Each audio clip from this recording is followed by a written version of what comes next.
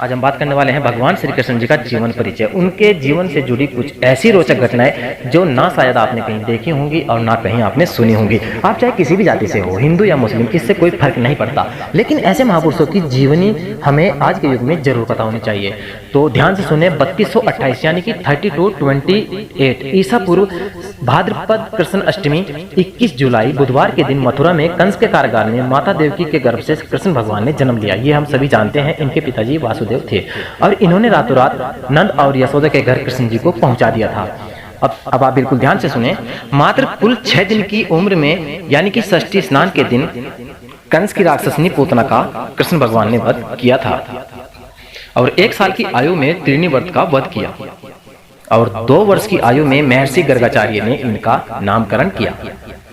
और 2 वर्ष 10 माह की उम्र में गोकुल से वृंदावन चले गए थे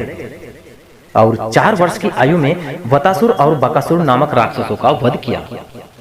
और 5 वर्ष की आयु में कालिया नाग का मर्दन और दावांगनी का पान किया और 5 वर्ष 3 माह की आयु में गोपियों का चीर हरण किया समुद्र के किनारे और 7 वर्ष 2 माह 7 दिन की आयु में गोवर्धन को अपनी उंगली पर धारण करके इंद्र का घमंड भंग किया था और 7 वर्ष 2 माह 14 दिन की उम्र में यानी कि 7 वर्ष 2 माह 14 दिन की उम्र में श्री कृष्ण का एक नाम गोविंद पड़ा था और 7 वर्ष 2 माह 18 दिन की आयु में नंद जी को वरुण लोक से छुड़ाकर लाए थे और 8 वर्ष 1 माह 21 दिन की आयु में गोपियों के साथ इन्होंने रासलीला की और 9 वर्ष की आयु में केसी दैत्य का वध करने से उनका नाम केशव पड़ा और 10 वर्ष 2 माह 20 दिन की आयु में मथुरा नगरी में कंस का वध किया एवं कंस के पिता उग्रसेन को मथुरा के सिंहासन पर दोबारा बिठाया और 11 वर्ष की उम्र में अवंतिका में संदीपनी मुनि के गुरुकुल में 126 दिनों में 6 अंगों सहित संपूर्ण वेदों, गज शिक्षा, अश्व शिक्षा और धनुर्वेद यानी कि कुल 64 यानी कि 64 कलाओं का ज्ञान प्राप्त किया और 12 से 28 वर्ष तक की आयु में मथुरा में जरासंध को इन्होंने 17 बार पराजित किया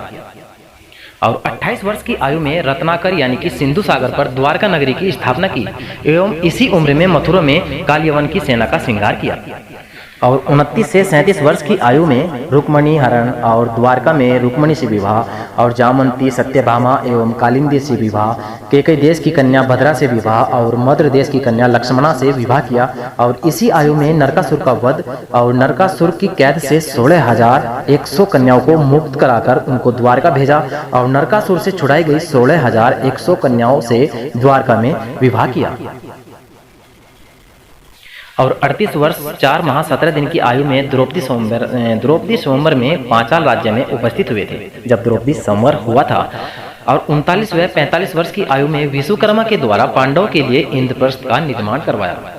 और 71 वर्ष की आयु में सुभद्रा हरण में अर्जुन की सहायता की